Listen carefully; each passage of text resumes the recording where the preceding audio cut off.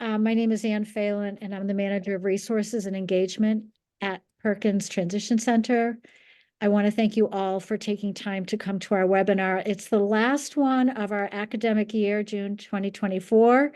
It's been a wonderful series, and I'm really excited to close it up with my colleague and my teacher and mentor, Katherine McLaughlin from Elevatus. A long time ago, I became a sexuality educator in the 80s, and I did not have proper training. And I will be honest in saying that I did a very miserable job.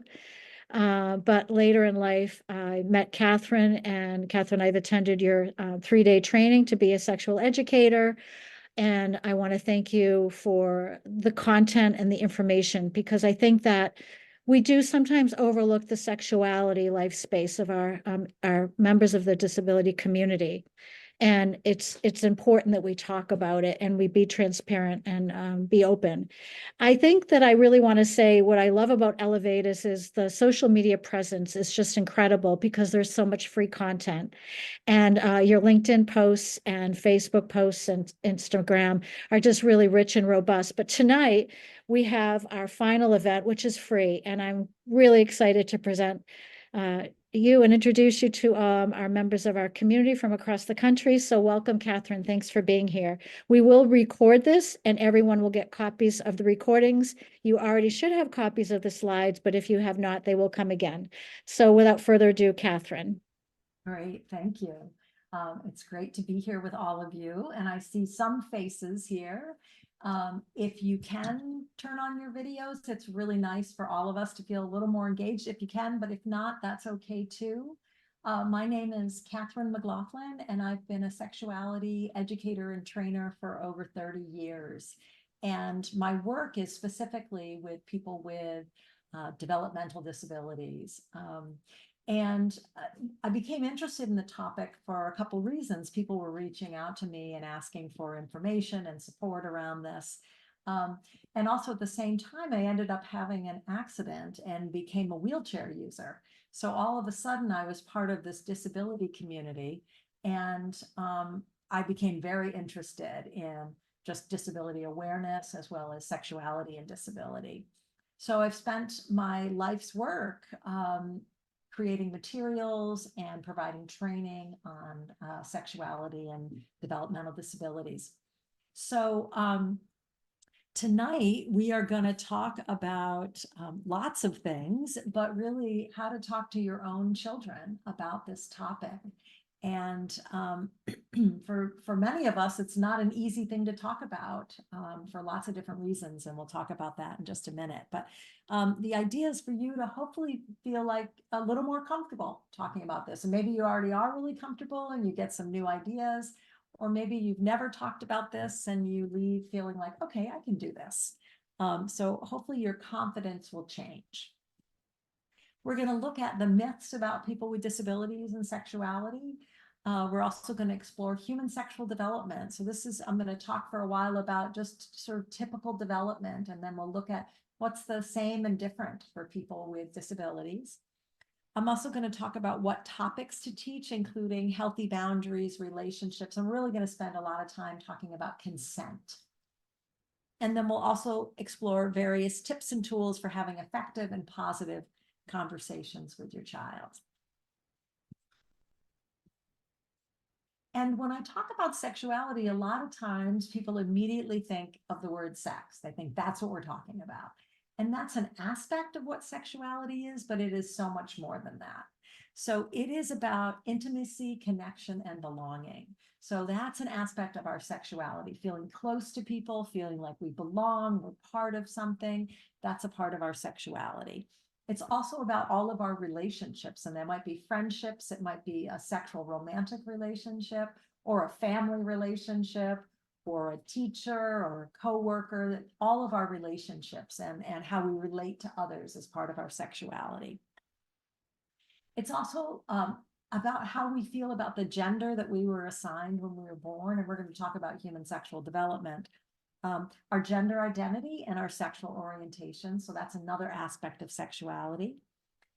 Not only is it about how we feel about others and our relationships with others, but it's also how we feel about ourselves. Do we have a high self-esteem, a positive body image. And then the last piece is it is about sexual expression and sexual behavior. But again, it's so much more than just about sex. It's lots of different aspects of who we are. It's a big, big part of who we are, what we believe, what we feel, and how we respond. And everyone is a sexual being. And sometimes when people hear that word, they think that means that they're having sex, but it doesn't. It means that you have a sexuality, and we are sexual beings from birth to death. So we're always learning about the topic as we go through our lives. It's not like we're done at age 18 and that's it. I know everything I need to know. And another thing, if we think, it just got me thinking about it, is that there's sort of this myth that it's the talk, that you have this one talk, but really talking about healthy relationships and sexuality is ongoing. And we can often use teachable moments and movies and things to talk about the topic rather than sitting down and having that one awkward talk. So the reasons that it's so important to talk with our own children about this is that for many people, there's no sexuality education in schools for anyone, but for students with disabilities in particular. I've had many students, I refer to the people I work with as self-advocates. They say they were in the mainstream health class in high school, and they were learning about nutrition, and then they were removed when the sexuality unit started.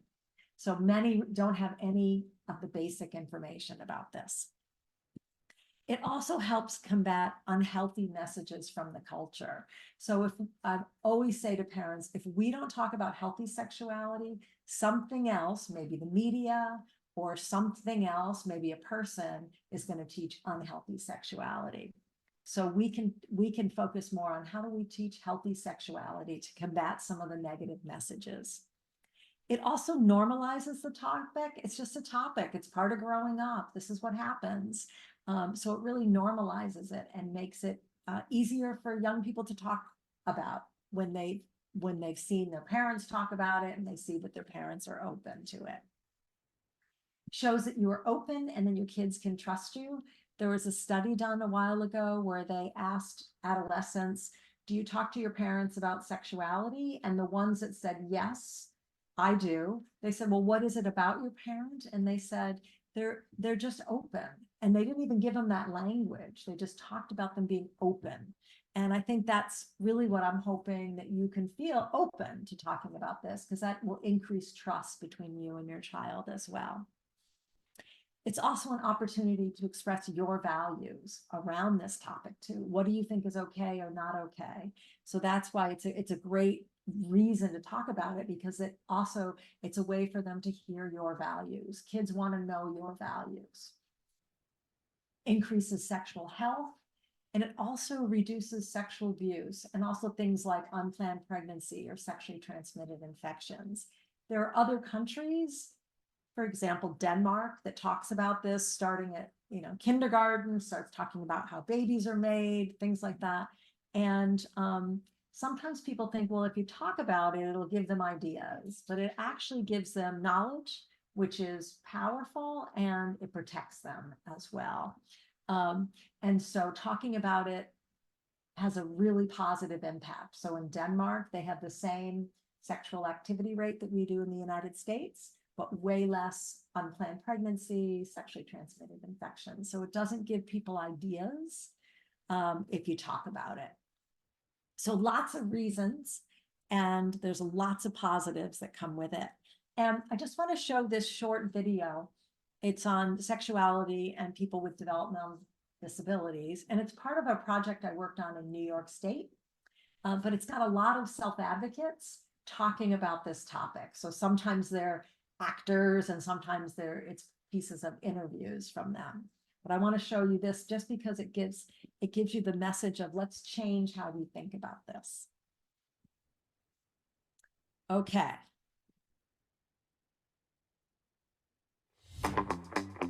Sexuality and people with developmental disabilities is part of an empowerment series for self-advocates. Part of growing up is having new experiences in your life. They might be like a new job, school, or taking on more responsibilities at home. You may have new feelings and new relationships. Maybe you're thinking about who you are as a person and how you want to show the world who you are. Maybe you want to start dating, find a partner to be in a romantic and/or sexual relationship, or learn more about your body and feel good about yourself. This is about our sexuality. Is sexuality part of your life? Yes, it is.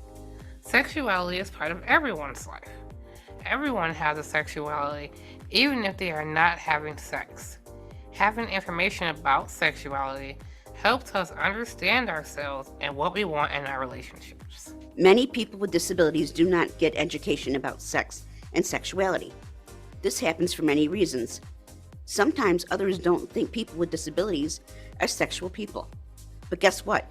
Everyone is a sexual person in their own way. We all need information because it helps us make choices. Let's change how we think about sexuality and people with disabilities. Sexuality is part of life. Whether you have a disability or not. Everybody should know what it feels like to have a partner, have a relationship, or just live a normal sexual life. People with disabilities can be very sexual. I mean, we have needs just like anyone else has needs. We have the same sexual orientation and the same gender as neurotypical undisabled people. Some of us are gay, some of us are lesbian, some of us are heterosexual, some of us are pansexual, bisexual, etc. But some of us are also trans or non-binary. We are like everybody else in this universe. Everybody should have the information. I wish to have learned more about pleasing a person. I wish somebody had told me straight up, your mom and dad might not be comfortable with things, but you can have the same life as anybody else. You can get married, you can have kids, you can do all those kinds of things despite your disability. I wish that the school setting we were in taught us more about sexuality and just the normal, healthy relationships. Sexuality and sexual feelings are normal. Some people have sexual feelings and some don't, and both are normal. You have the right to ask for information. You can learn about sex and sexuality from classes, books, and people like a doctor, a nurse, a counselor, or a trusted friend. Remember, it's okay to have questions about sex. It's okay to ask the people that support you for information. Being a sexual person is a part of being a human. Sexuality and people with developmental disabilities is part of an empowerment series for self-advocates. Produced by the New York State Office for People with Developmental Disabilities and Elevatus Training in collaboration with the Self-Advocacy Association of New York State and the University of Minnesota's Institute on Community Integration. So as you could see, there's lots of messages around wishing that they had had more information and they had learned more in school or parents had talked to them.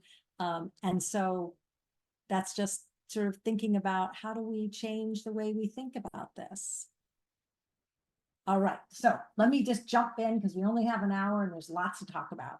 So just a couple of group agreements I like to have. First is respect differences of opinion. We can all have different opinions. That is absolutely okay.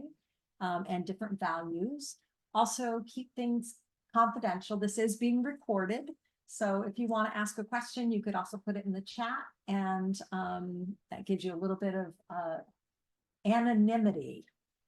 There's no such thing as a stupid question. If you have a question, please ask it. There's lots to learn and lots to talk about and to have some fun and try to not think of this topic as an anxiety producing topic, although it might feel that way at times.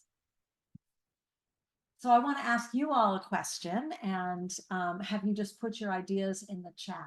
But just what were the messages that you all received when you were growing up about this topic of sexuality? What kind of, they were maybe verbal messages or maybe they were nonverbal messages about this topic. What did you get growing up? So I'll read off the chat. So taboo. Yes.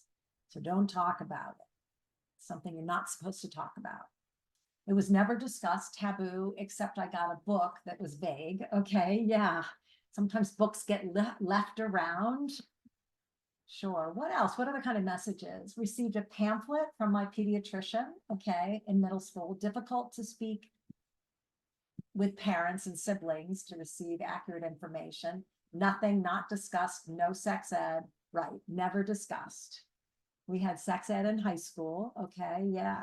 And sometimes in, I don't know if any of you have seen the movie Mean Girls, where the phys ed teacher says, he's teaching sex ed, if you have sex, you will get chlamydia and you will die, right? These sort of fear-based messages.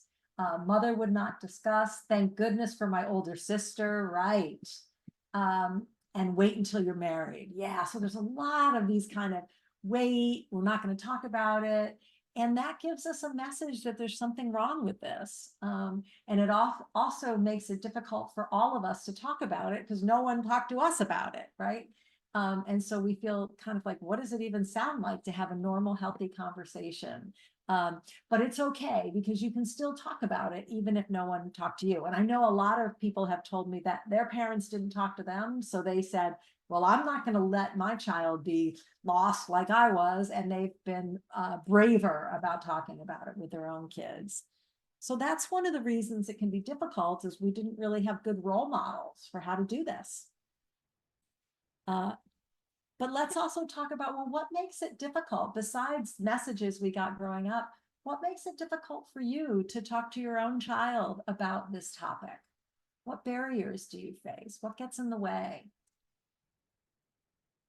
So if you could put your ideas in the chat again, that would be wonderful. And while you're thinking about that, the last one, wait till you're married, is really interesting because people get married so much later than they used to when that sort of idea came out around waiting. So why is it difficult? Or maybe it isn't difficult for you, but for those of you that struggle, what gets in the way? Intellectual disabilities inhibits understanding and ability to draw inference, sure. Do not always know how to put it into plain but respectful language so that he would understand, sure. My child says she doesn't want to talk about it. She feels uncomfortable, exactly. Yeah, they're not like the most open young people.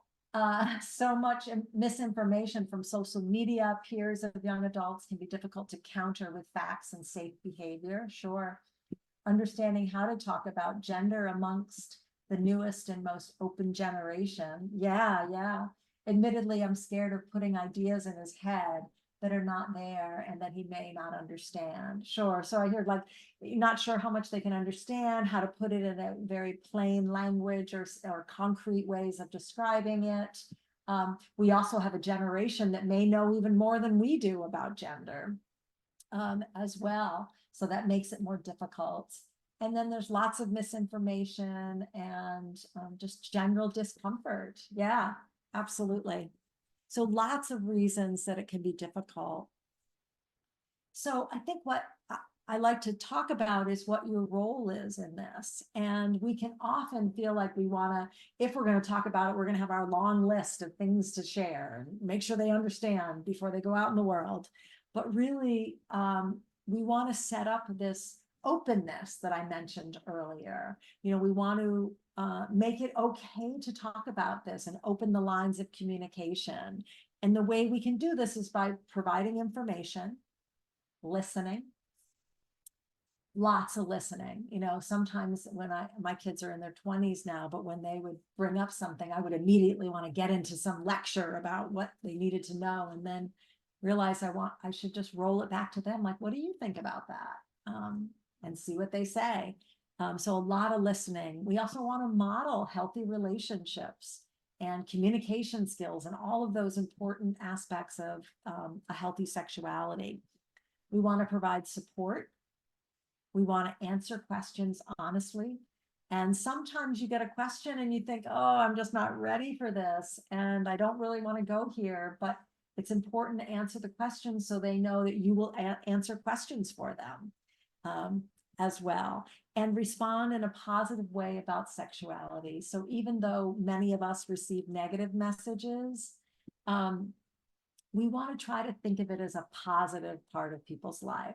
We were taught to think negatively.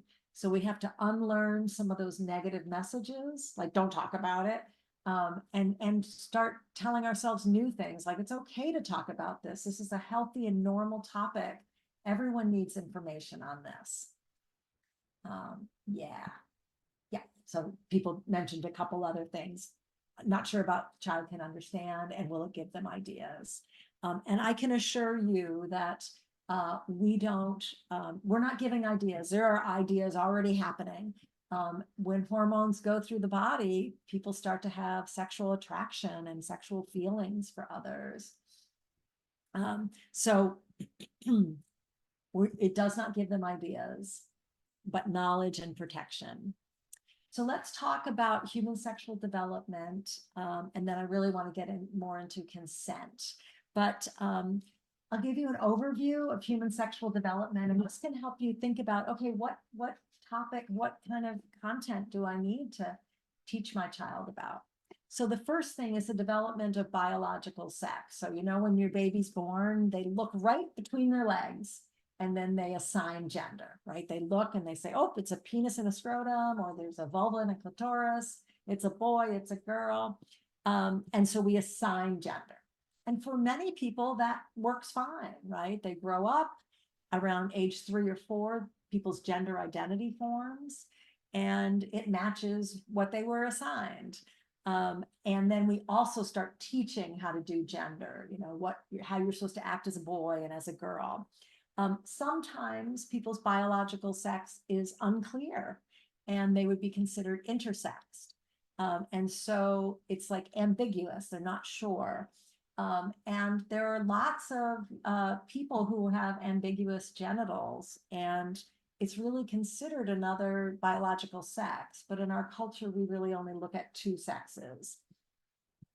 So we've got biology, and then we've got gender. So we teach how to do our gender. And boys get a lot more punishment for acting not unlike a boy, right? If a boy paints his toenails or something, we get freaked out.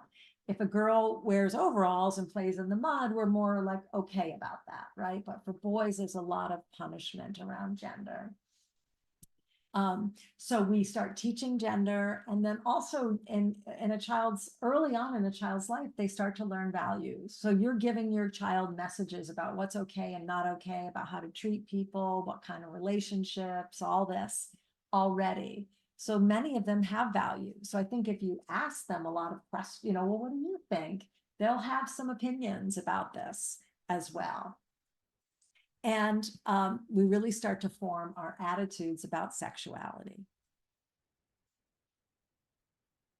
And then we go through puberty. And I don't know how many of your kids are through puberty or just starting or already done, but it's a big change, right? The body is changing from a child's body to an adult body. And there's many, many changes that we want to talk about with young people so that they know what to expect.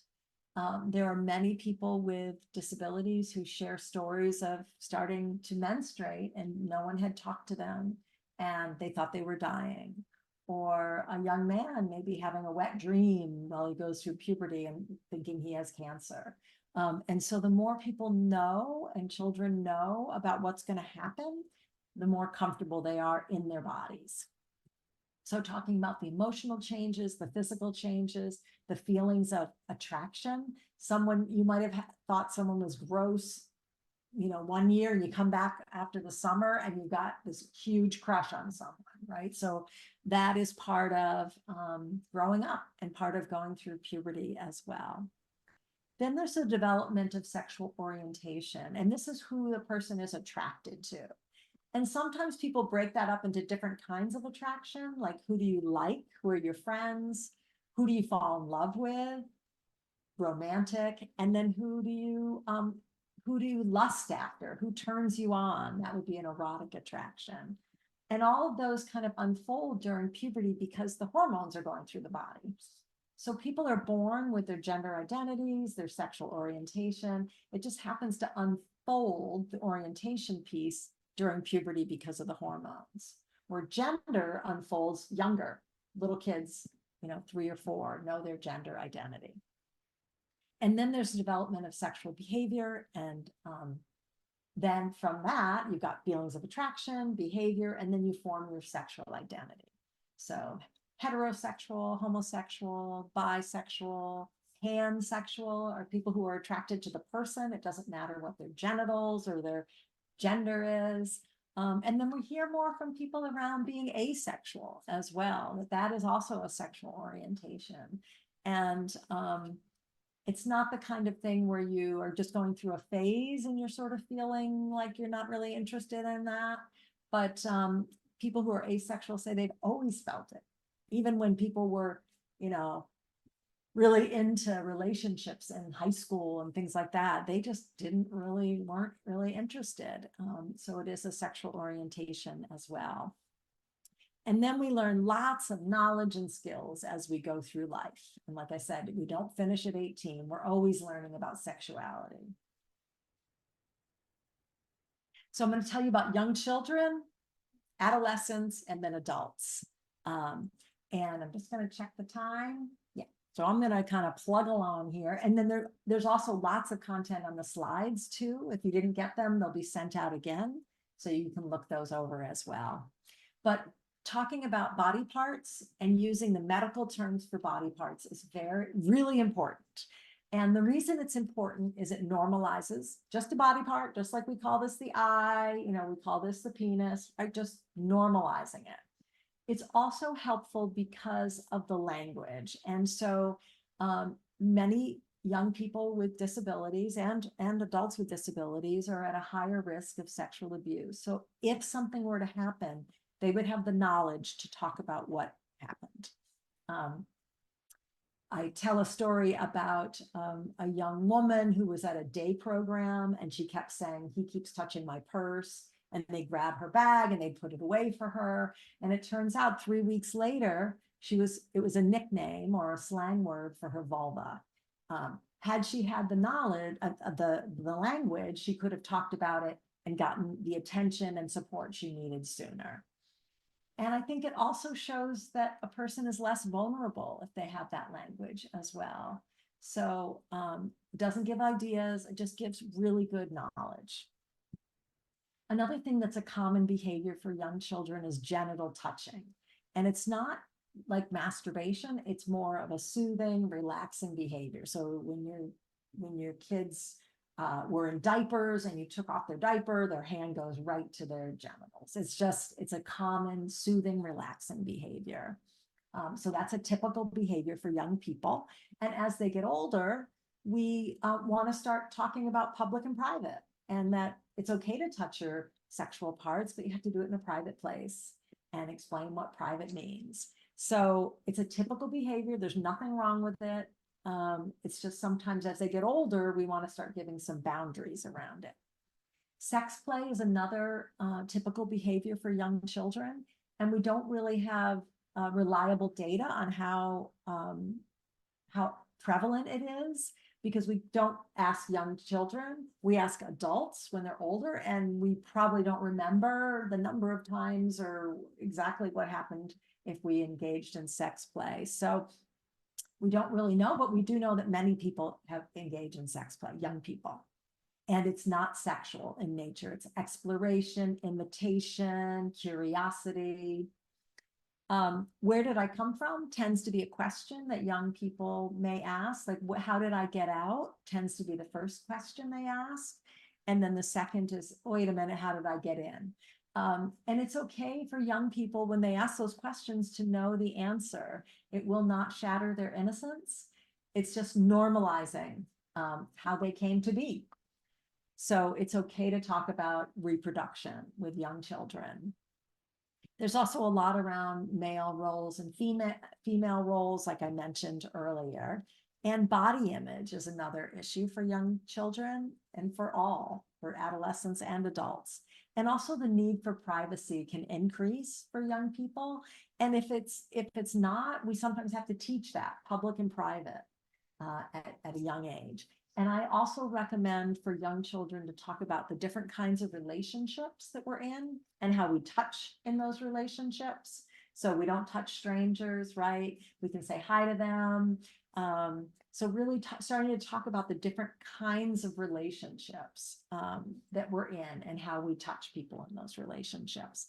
And then the last thing for young children is bodily autonomy. And you may have heard that story about how if a young child, Aunt Betty is leaving and the parent says, give Aunt Betty a hug. And the kid says, I'm not comfortable. I don't want to. And then the parent says, do you want to hurt Aunt Betty's feelings? And what we really want to do is let the child be in charge of its body and say, Aunt Betty's leaving. How do you want to say goodbye to Aunt Betty?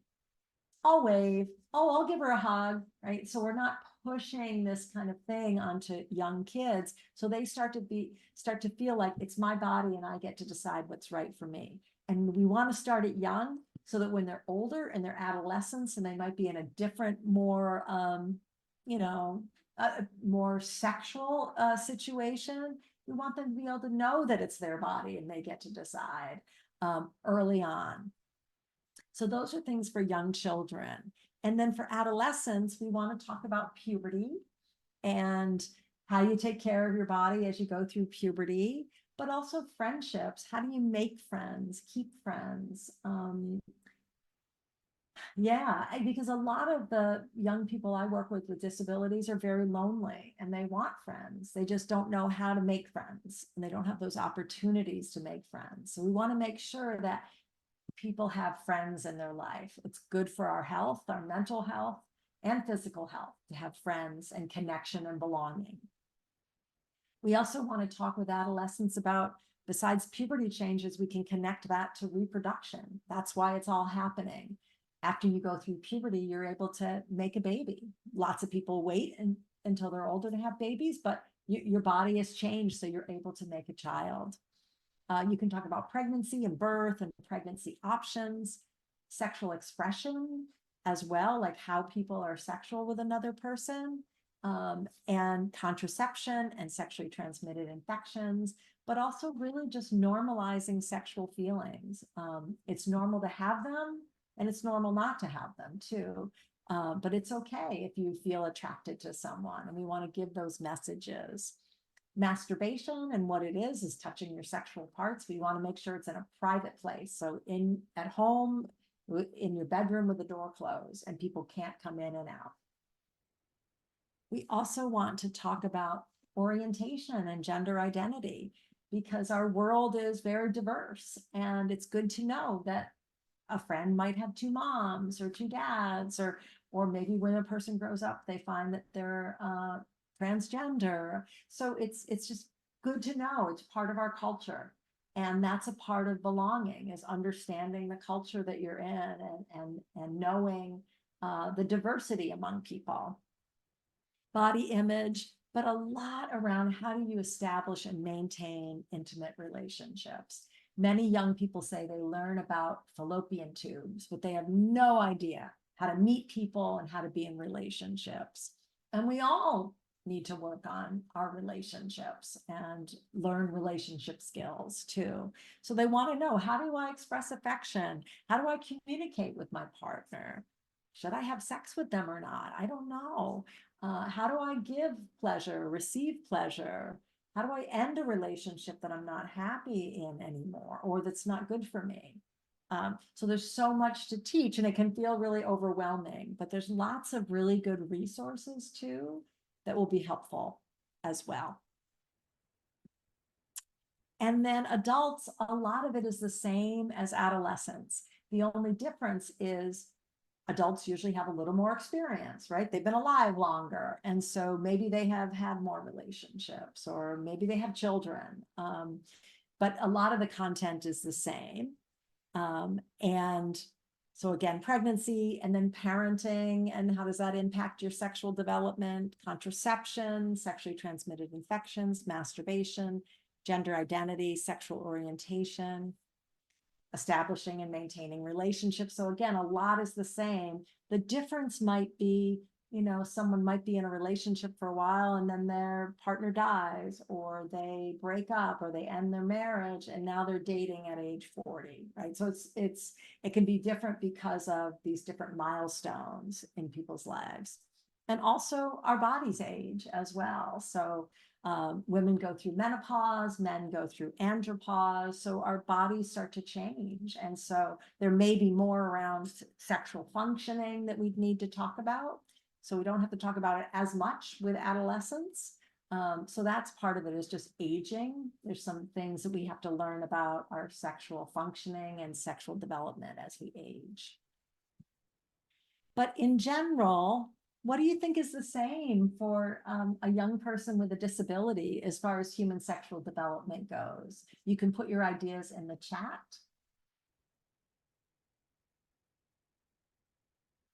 What's the same for your children as far as human sexual development goes?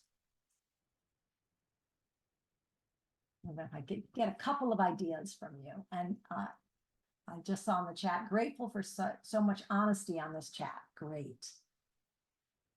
What do you think's the same? Yeah, sexual feelings, thoughts, curiosity. Yes, exactly. Desire to date. Yeah, it's all the same. Love and be loved. I think their physical sexual development is the same. Yeah, their bodies change and they have the same feelings, but they might not understand it all. Sure. Wanting to have what their parents have, family, home, children. Sure. Exposure is the same. Okay, yeah. And they want connection, right? So much is the same. Yes, yes, yes. And sometimes, with disability, we think of it as different in some way, but so much is the same. Assigned gender roles are reinforced, biological changes you mentioned. They need the same information that someone without a disability has based on their biological age. So even though some people said, I'm not sure they'd understand, or they have an intellectual disability, we still need to base it on their biological age. So all 18-year-olds need the same information, whether they have a disability or not. How we teach it might be different based on cognitive abilities or limitations, but not necessarily what we teach. So we all need the information. Have sexual feelings, people mentioned that, and have dreams, and that was mentioned as well. And what do you think might be different for people with disabilities compared to people without disabilities?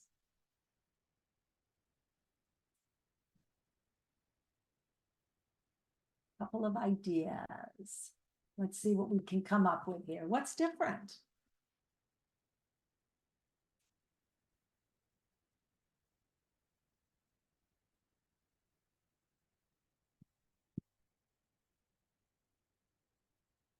Yeah, social groups and norms that are taught incidentally. Yeah. So that could be different. Yep. I don't think my son understands what's happening to him and how to discriminate among his different feelings towards people. Yeah. Ability to discern good match or mate. Access to education, access to experiences, denial and discomfort among helpers, teachers, clergy, licensed professionals, about individuals with disabilities being sexual. You're right. We sort of assume that people without disabilities are. Congregate living, yeah, makes privacy challenging. Lack of, yeah, gotcha. Ability to care for kids is not realistic. For some, that may be true, yeah. If individual lacks intellectual capacity to consent, yes, that's another issue as well. Don't have same access to peers and participate in normal social sexual development. Yeah, some of my students developed unusual ways to express their sexuality that created impasses. Yeah, so yeah, it's not normalized for folks with identity with a disability and don't see representation, ability to understand that they may pass on genetic traits. Right, they have as a disability, sure. So there's lots of difference there as well. Yes, thank you. Just a few more we'll go through is often lack basic education, which we've talked about, thought of as not sexual at all or oversexed as well sometimes, and are taken out of class because they don't need this. So we get that message. often considered children. So behaviors might be accepted or forgiven, and we may protect instead of educate. So we want to teach people how, if we think about a child who's 16, like what are 16-year-olds without disabilities doing right now? And how do I teach some of those skills? The nature of their disability may not pick up on social cues. Maybe they need more topics. Maybe they have trouble reading body language or facial expressions. So because of a disability, there might be some lack of information getting to the person. Lack friendships, social opportunities, we talked about that, and higher rates of loneliness. Often lack privacy to explore their sexuality. And someone said also that's true if you're living in a residential setting or something as well. There's not a lot of privacy. And sometimes parents, and not always, let go of dreams about their child, right? You find out your child has a disability, and then all of a sudden you're adjusting, right, to all kinds of things. But sometimes parents say they let go of this idea of them as a sexual being. And so I'm saying, oh, talk to them. And it sort of brings it all up again. And it can be part of grieving too, is, I already let go of that and grieve that. And now you're asking me to bring it all back up again. So it can be difficult for parents to see their child as sexual beings too. All right, so a few tips, and then we're going to move into consent. And so I know somebody said, my daughter doesn't want to talk about it. And that's okay, because sometimes what we can do too is we have to bring it up, right? They're not going to come running to us with questions, unfortunately, all the time. So we may have to initiate, but we can also use things like movies or situations to teach things rather than talking like directly to the child about their life. Who do they have a crush on? Talking more about relationships over there, like in that movie. What'd you think about the way they treated each other? Because it's easier to talk about them than it is to talk about ourselves too. So it's sometimes you have to initiate. You can say, I went to this workshop and they said da da da da da. So any way to bring it up. And another thing that, and you've probably heard this before, is like in the car is really helpful because they can't escape, right? But I think that, really looking at your child, sort of giving some distance. And if you're sitting kind of side, right next to each other, that's different than, or they're in the back. So sometimes cars can be a place to do that. We also want to use inclusive language. So we want to talk about, we're not going to assume that our kids are straight because 1 out of 10 people is not straight. So, and like someone said, this generation is sort of more open and knows more about gender and all this as well. So we want to say, do you want a partner or a sweetheart versus saying to a daughter, do you want a boyfriend? And if she says, I want a boyfriend, then, you go with it. But we want to be inclusive in our language. It's okay to feel embarrassed and awkward and all that. And it's okay to not know the answers to things. I'm going to give you some resources and you can look stuff up. And it's okay to say to your kid, like, I don't know, let's look it up together. And I'll show you those resources. You can look things up. And you can even answer the question later if you're not sure. Like some of you were saying, I'm just not sure what language to use. Well, take a step back and think and say, you know what, great question. Let me think about that and I'll get back to you, and then get back to them. So it's okay to take your time too. And I'm going to show you a model you can use to answer questions. Give age appropriate information. So biological age, try to give a consistent message so that the teachers are giving the same message as you. And then, the consistency helps with repetition. Try not to react.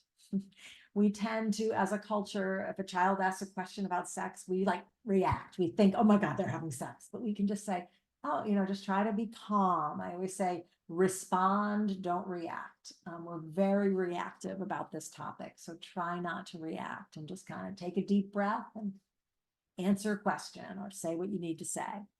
And then do some practice around answering questions. And we'll do a little practice tonight too. And we're going to use teachable moments. So this is a This is a format that's really helpful for answering questions. And the first step is your child asks you a question and you reassure them that it's a really good question to ask. Like, oh, that is such a good question. I'm so glad you asked that, right? So you're giving that like positive, it's okay to talk about this kind of thing. Then you want to find out what they think, what they think it means. So there's a YouTube video where a daughter asks the mom, what does virgin mean? And the mom is in the kitchen chopping and she goes through this whole thing about like, what is sex? And then she says, and virgin is you haven't had sex yet. And the daughter says, oh, well, then what does extra virgin mean? So she was looking at the olive oil on the counter, right? And saw extra virgin. And so what we want to do is say, well, what do you think virgin means? And then the kid says, well, it has something to do with olive oil. Yes, it does. Let's look it up. I'm not sure what it means. So we want to just see, and it also helps us like, can you tell me where you heard that word? Or, so you're kind of doing a little bit of a needs assessment there. Great, thank you. Someone loves it there, Jillian. Decide what message you want to give. And this is a big piece here. And lots of times our messages are normalizing, reassuring, open kinds of messages, different than what we got, right? We got, don't talk about it. So really think about what are the messages I want my child to have around this? And what positive messages do I want them to have? Answer the question simply using medical terminology. So making sure they know, you can use slang words, but make sure they know the medical term for words. And then encourage them to give you feedback. And sometimes with people that have any kind of an intellectual disability, you may have to ask them to teach it back to you. Like, tell me what I just taught you so that you can see if there was understanding there. Rather than, does that make sense? Because sometimes people will just say, yes, it makes sense, even if it doesn't. So we have only 10 minutes left. Time flies when you're having fun and talking about this topic, right? So I'm gonna just tell you a question for you to think about so we can talk about consent. But this question that we are going to practice, and before when we were planning this, we were like, there's just so much to cover. So here's a question for you to think about, and think about how you might answer that using this method. So first you're going to say, great question. What do you think that means? And then think about the messages and how you would explain it. So I'm just going to give you a question just to think about. We're not going to do it right now. So what is a boner, which is the slang word for an erection, right? So think for a minute about how you might answer that. And you just want to I often say, like, I kind of go right to my head. And I think, what's, get very scientific almost. Like, it's when the penis gets hard, right? And it's not thinking about my anxiety or discomfort, but being very factual as well. So think about that later today, but I wanted to get to consent because I know we said we would talk about that tonight. So consent is so important. And we give and get consent all day long, right?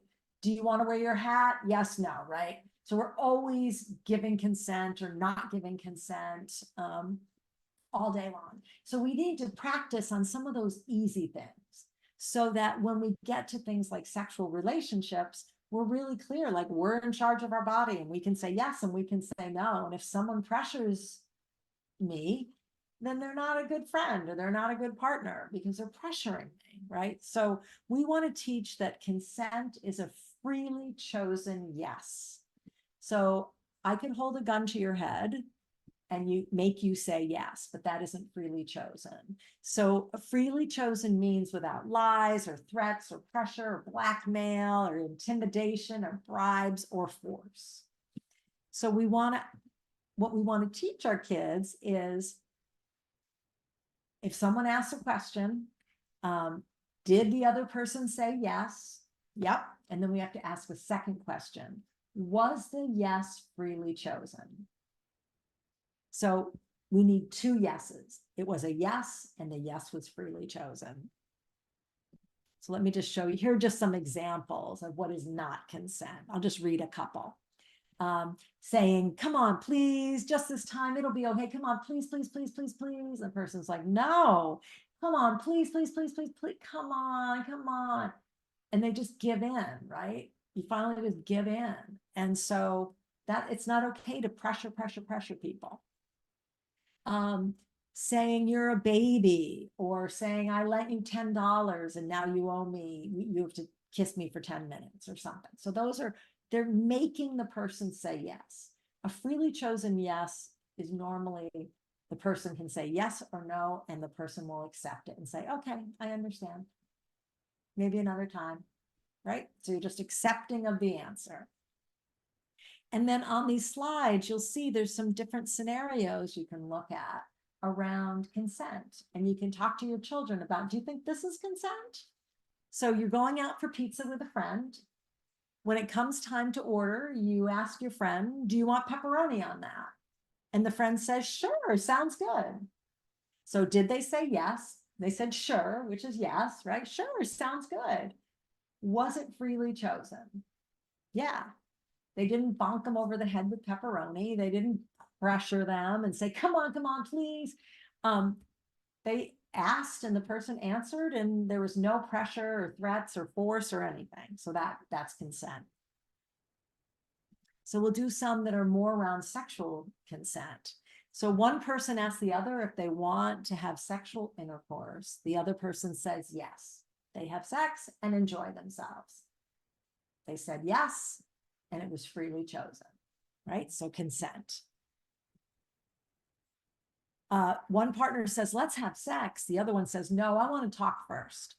The first partner says, if you don't, I'll tell everyone you did anyway. So we're threatened. There's a threat here, right? The partner agrees and feels kind of yucky about it. So did they say yes? Yep, they said yes. Was it freely chosen? No.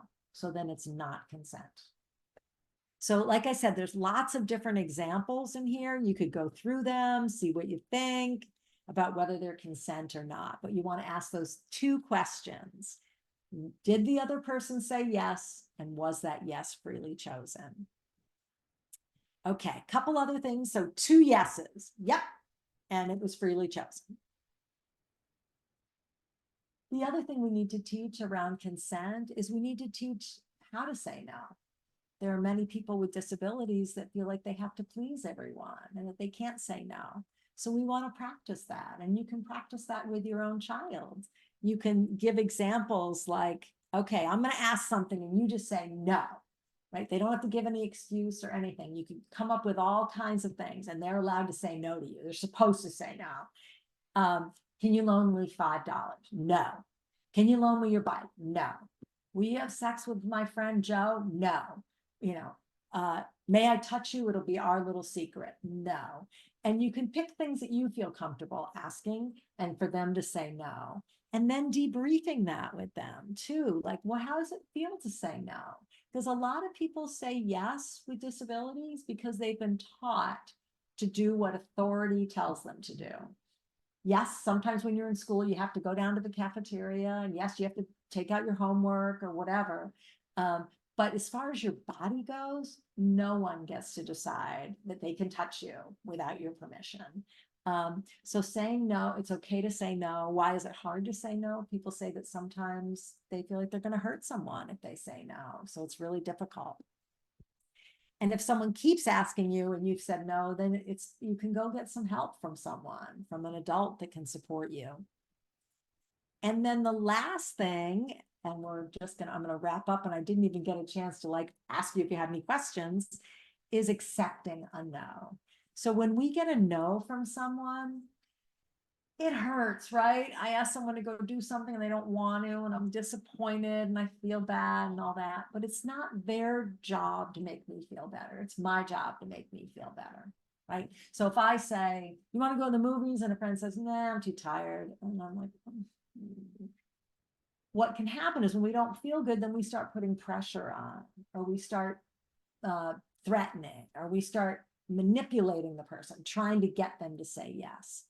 And it's really not our job is to take care of our feelings. It's not their job to take care of us. So learning how to accept a no is also part of consent. So knowing what it is, how to say no, how to say yes, and how to accept a no as well. So there's lots of skills around consent. So I think we have to wrap up right now, but I don't know if there's any particular questions that anyone has. And I gave you all kinds of information. So it might feel a little bit like a fire hose coming at you, but you can just digest this and really just start with consent. And it can be any age where you say, it's your body and you get to decide what's right for you, and just kind of give that message to the person in your life, your child. Anything else before we wrap it up? Katherine, I think that the last slide for me Yes. is really, really important. And I want to take time and space now, even if we have to go over a little bit, if people want to talk about that a little bit. And also a sneak peek for our fall series. We'll have Katherine back in a transition 2.0, I will call it. And yeah, so any last questions, feel free. We don't want to rush anyone out. And my email is on the slide deck as well. So if you have a question and you want to reach out to me through email, I'm happy to answer questions. Thank you, Katherine. Just a couple of slides, but again, Katherine's contact information is accessible in the slides and in the handouts. Also, I strongly suggest you follow Elevatus on LinkedIn. It's a tremendous resource. And when you're on the mailing list, Katherine's group sends out rich and robust programming. Most of it is free, and some of the parent trainings are just pretty incredible. So I think everyone here asks such great questions, and it really reflects the need for more information in this topic. So thank you, all of you. I just want to remind everybody the Perkins Transition Center has one-on-one transition counseling available. If you feel like you're failure to launch, or you've launched but you're stuck, or you don't even know where to start, we're here for you. And the next slide, please. We're really excited that we're on the Facebook world. It's really been a blessing to be part of it, because we're starting to have a really nice community. We have a group and a page. And in our group, we'll be talking a lot about resources, and parents are already asking and sharing lots of information. So that's exciting. And last but not least, here's our contact information for our team in the Perkins Transition Center. And I love the feedback we're getting. And I think Jody had a really great question, Katherine, if we could end with that. At what point should schools get involved if the other person doesn't understand consent? I don't want to walk away without answering all questions, so thank you for that. And if you need to leave, feel free, but if you can stay, that'd be great. So at what point should the school get involved if the other person, so it sounds like there's two people in school and one person doesn't understand consent? Do you mean like maybe pressuring or forcing or trying to get a yes sort of a thing? I just want to make sure I understand your question. And I also want to make sure I have some good handouts I have some topics to teach. Yeah. I think Jody and Katherine, the school should always be involved in conversations so that there's clear understanding, so people understand what's consent, and so everyone on the team will really understand the capacity to understand and comprehend and be able to express in each individual case. So, be an advocate, Jody, and continue. And if you want to have some more questions about this, Katherine will be available. And even just saying, if the person's saying no to someone and they're not listening, I think it does make sense to go, like Jody's saying, to talk to the school to get that support as well. Someone asked about resource for a young man who's 23 on consent. And I think the Organization for Autism Research has a great sex ed for self-advocates, and it's a website, and you can also listen to it as a podcast as well if they're not a strong reader or need that assistance. And then there's a great question about body autonomy when someone Yeah. is refusing to maintain their ADLs. So that's a really good question. I know, it's a tough one, right? I guess I would ask the question, what's more important? To be showered or to have bodily autonomy? I mean, I know, I mean, we all want our kids to be clean and we all want to sometimes put our foot down, but I don't know if it's worth it to force someone to do anything. Now, that's, easier said than done, right? When they're getting cavities and things like that. But if there's a way to kind of negotiate some of that versus, but I err on the side of bodily autonomy personally. But I know, like, if it's a health or safety issue, I remember my kid being 6 and he had pink eye, right? And I had to hold him down and squirt the stuff in his eye. But there is time when you sort of take over. But to me, around hygiene, there's a natural consequence of not bathing. Yeah, I agree. And if it means that they don't get in the car with you, you can't transport them because they smell, then that's the natural consequence. If they're working, maybe you can ask the employee to speak to them. Nancy had a really great question about age-appropriate teaching techniques for someone who's emotionally at a younger age than their chronological age. That's a great question. We'll end on that one, everyone, just to honor everybody's time and space tonight. Yeah, definitely. Yeah, it's a great question. And I think what we really want to do is make sure we're giving the content of that 22-year-olds need, but we might do things like a social story. So using more graphics and images to talk about a certain topic. And you can even Google social story, public and private, or something like that. So that's probably what I would do first. And your child or this person, or your son, our son is 22. How does he learn in general? And then using those same techniques, but to talk about just wondering, like, what content exactly. But I would probably do some social stories, lots of repetition. And again, Office for Autism Research is a great resource as well. And you might have to do a little adapting to the content, but I would check that out to get some good information too. Thank you, Catherine. We had a couple of people join late, so there might have been a time difference confusion. I apologize if that did happen, but you will get copies of the slides and handouts. So thank you, everyone. We're going to end tonight. Really a beautiful way to end our Transition Talk series for the year. And we'll see you all in the fall. And Catherine, I hope you will come back for Transition 2.0. We'll be posting that and we'll take a much deeper dive. Thank you, Catherine, for posting that. There's the information on the resource that Catherine just shared. Everyone have a beautiful night. Thank you.